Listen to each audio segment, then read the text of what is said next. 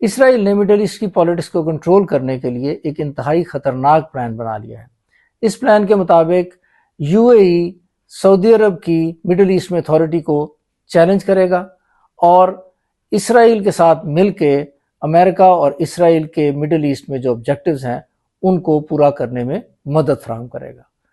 آئیے آج ہم دیکھتے ہیں کہ یہ پلان کس طرح امپلیمنٹ ہونے جا رہا ہے۔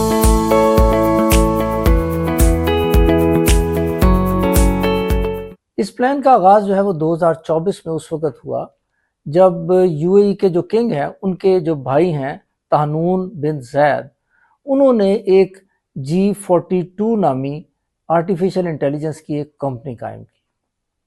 اس کمپنی میں سب سے پہلے مائکروسافٹ نے $1.5 بلین کی انویسٹمنٹ کی۔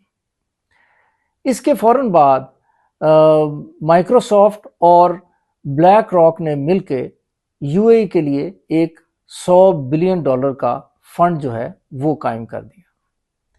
تیسری جو اس میں ڈیولپمنٹ اہم وہ یہ ہوئی کہ مئی 2025 میں ٹرمپ صاحب نے جب یو اے ای کا دورہ کیا تو اس میں یو اے ای نے اناؤنس کیا کہ یو اے ای امریکہ میں $1.3 ٹریلین کی انویسٹمنٹ کرنے جا رہا ہے، اور ٹرمپ صاحب نے یہ اناؤنس کیا کہ امریکہ جو ہے وہ ہر سال یو اے ای کے لیے 5 لاکھ نویڈیا کی جو چپس ہیں وہ بھیجے گا۔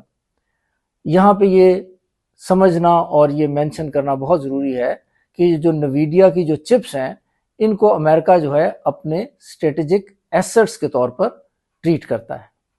اس لیے یہ ہمیں پتہ چلتا ہے کہ یہ ایک ایسا سسٹم جو ہے وہ بننے جا رہا ہے جس میں امریکہ، اسرائیل اور یو اے ای جو ہیں وہ مل کر جو بہت بڑا پروجیکٹ جو ہے مڈل ایسٹ میں وہ لانچ کرنے جا رہے ہیں۔ یہاں پر چند باتوں کو واضح کرنا بہت ضروری ہے۔ سب سے پہلے تو یہ ہے کہ یو اے ای جو ہے اس نے حال ہی میں تقریباً $150 بلین کی انویسٹمنٹ کر کے اپنی جو آئل پروڈکشن کیپیسٹی ہے اس کو 5 ملین بیرل پر ڈے کے حساب سے انکریز کر لیا ہے۔ اوپیک میں رہتے ہوئے یو اے ای کے پاس جو آئل پروڈکشن کی اجازت تھی وہ تھی 1.5 ملین بیرل پر ڈے۔ اس کے علاوہ یو اے ای جو ہے وہ مڈل ایسٹ میں واحد ریاست ہے جس کے پاس اسٹریٹ آف ہرموز کا آلٹرنیٹو موجود ہے۔ یو اے ای کے پاس اپنی پائپ لائن ہے جو حبشان سے شروع ہو کر فجیرہ تک جاتی ہے اور وہاں سے پھر یو اے ای کو گلف آف عمان سے ملا دیتی ہے۔ یہی وجہ ہے کہ جب سے اسٹریٹ آف ہرموز بند ہوئی ہے یو اے ای وہ واحد ریاست ہے جو 1.8 ملین بیرل پر ڈے کے حساب سے آئل کو ایکسپورٹ کر رہی ہے۔ اب اوپیک سے یو اے ای نے علیحدگی کا اعلان کر دیا ہے۔ بیسیکلی ایسا لگتا ہے کہ یو اے ای نے اب وہ جو پلان ہے امریکہ اور اسرائیل کا اس کو امپلیمنٹ کرنے کا آغاز کر دیا ہے۔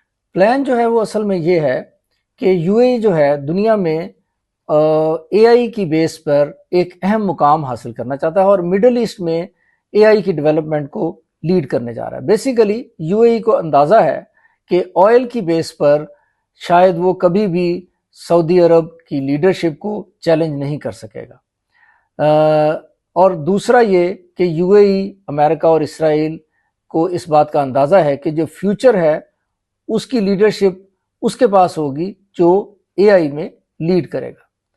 اب اوپیک سے علیحدگی کے ساتھ اور اپنی پروڈکشن کیپیسٹی کو بڑھا کر بیسیکلی یو اے ای نے شارٹ ٹرم میں اپنی جو آئل پروڈکشن ہے اس کو میکسیمائز کر لیا ہے، اور لانگ ٹرم میں اسرائیل کی سپورٹ کے ساتھ، امریکہ کی سپورٹ کے ساتھ اے آئی کا مڈل ایسٹ میں کنگ بننے کا پلان بنا رہا ہے۔ اس طرح سے یو اے ای دنیا میں ایک اہم مقام حاصل کرنا چاہتا ہے اور مڈل ایسٹ کی پولیٹکس کو لیڈ کرنا چاہتا ہے۔ اسرائیل کے گریٹر پلان میں یو اے ای کو سینٹرل پوزیشن ملنے کا امکان ہے۔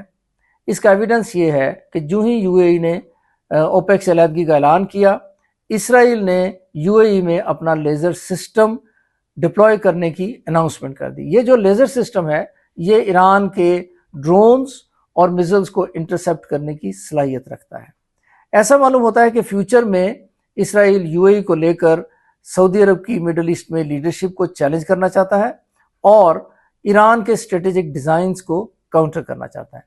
اس طرح سے اسرائیل ایک نئی پلاننگ، ایک نئے موڈس اپرنڈائی کے ساتھ مڈل ایسٹ میں اپنے آبجیکٹیوز اچیو کرنے کا پلان بنا رہا ہے۔ Stay tuned for further updates on national, regional and global scenarios.